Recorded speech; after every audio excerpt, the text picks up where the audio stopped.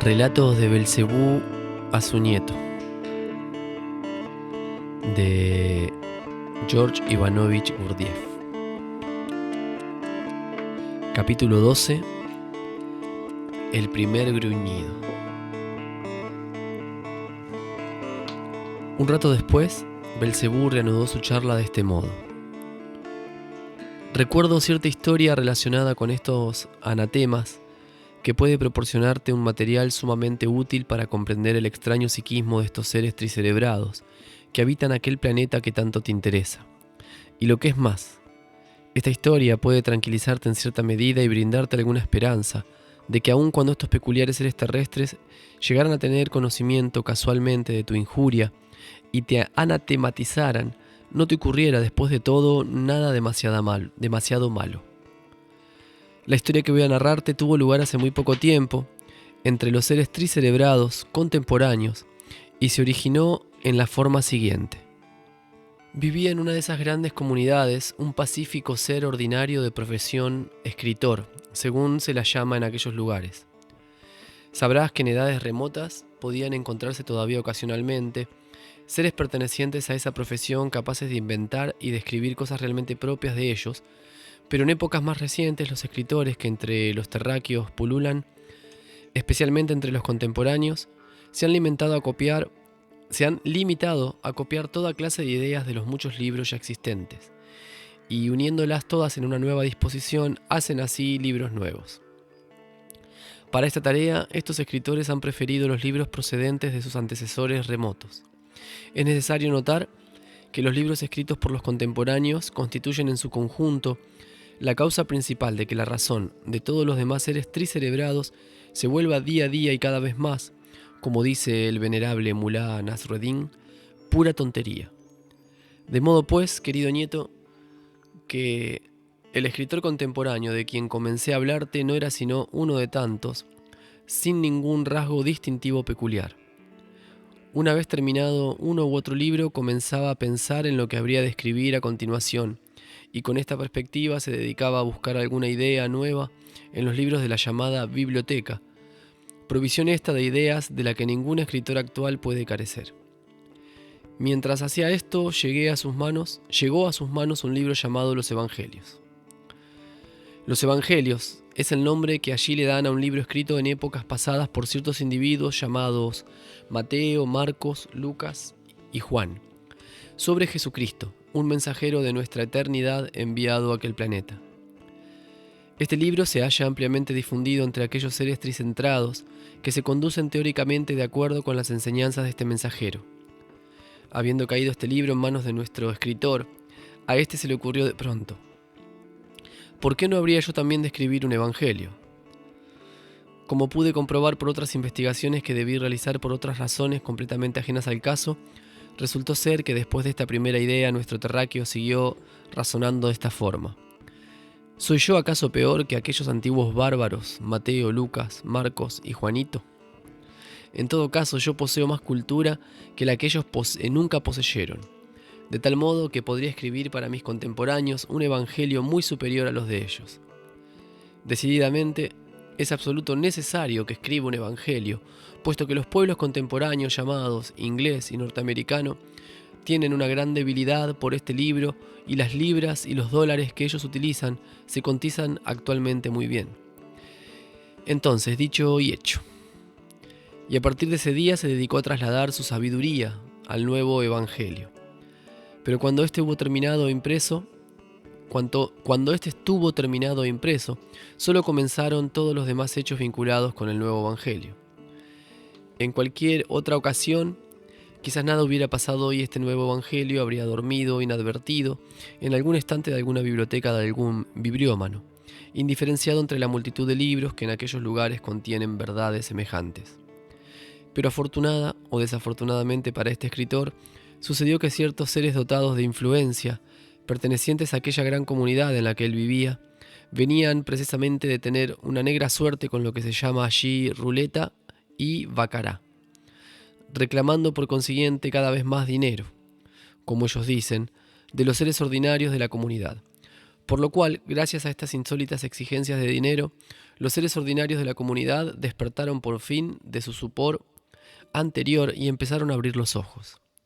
En vista de ello, los seres dotados de influencia, que estaban encerrados en sus casas, se alarmaron considerablemente, decidiendo tomar las medidas correspondientes. Y entre las medidas por ellos tomadas se contó también la de destruir inmediatamente y borrar de la superficie del planeta cualquier cosa que surgiese en su comunidad, capaz de impedir que retornasen al mencionado sopor. Y fue precisamente en ese momento cuando el citado Evangelio hizo su aparición. También en el contenido de este nuevo Evangelio creyeron ver estos seres dotados de influencia un instrumento capaz de impedir que los seres ordinarios de la colectividad retomaran su sueño de costumbre, por lo cual resolvieron casi inmediatamente librarse tanto del escritor como de su Evangelio. Y digo librarse porque por entonces ya se habían convertido en verdaderos expertos en librarse de estos brotes de tendencias a meter las narices donde no corresponde. Pero por ciertas razones no pudieron aplicar ese tratamiento a nuestro escritor, de modo que grande fue su alarma, deliberando todos agitadamente acerca de lo que deberían hacer. Algunos propusieron encerrarlo simplemente en aquellos lugares donde pululan las ratas y los piojos. Otros propusieron enviarlo al Timbuktu, y así sucesivamente. Pero en definitiva decidieron anatematizarlo junto con su Evangelio, de forma pública y solemne, según las reglas tradicionales, y lo que es más aún, con exactamente el mismo anatema con que sin duda te habrían anatematizado a ti si hubieran llegado a saber cómo los habías insultado. Y así, querido niño, el extraño psiquismo de estos seres tricerebrados contemporáneos que habitan aquel peculiar planeta quedó puesto de manifiesto en este caso, en el hecho de que, una vez que este escritor y su evangelio fueron públicamente anatematizados, el resultado fue para él, como dice el muy estimado Mulá Nasreddin, solo un lecho de rosas. Esto es lo que le ocurrió. Los seres ordinarios de aquella comunidad, en vista del escándalo despertado en torno a este escritor por los seres influyentes, se interesaron considerablemente en aquel, comprando y leyendo evidentemente no solo su nuevo evangelio, sino también todos los libros que había escrito con anterioridad.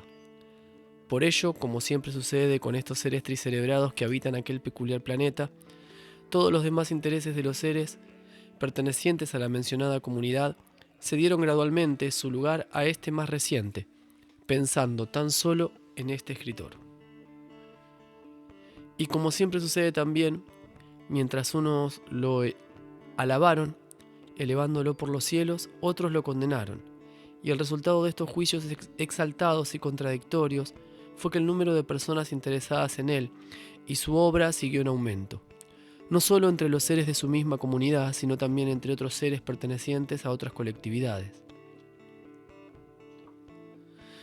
Y tal ocurrió porque algunos de los seres influyentes de esta comunidad, por lo general con los bolsillos repletos de dinero, prosiguieron todavía a su vez visitando otras comunidades donde se jugaba a la ruleta y al bacará, llevando hasta allí la polémica relativa a este escritor y contagiando de este modo, paulatinamente, su mismo desmesurado interés por el asunto a los seres pertenecientes a otras comunidades.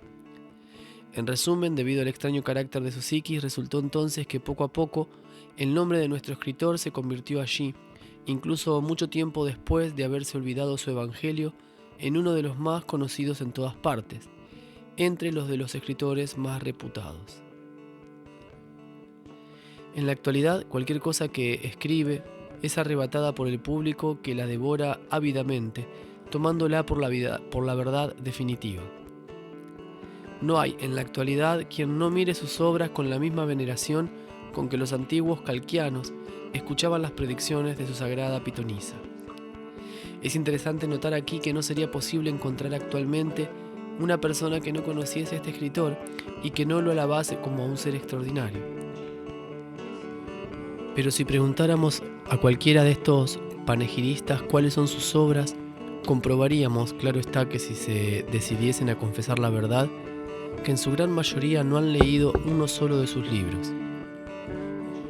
No obstante, todo el mundo habla de él, lo discute, lo alaba, insistiendo en que se trata de un ser con una mente extraordinaria y muy conocedora del psiquismo de los seres que habitan el planeta Tierra.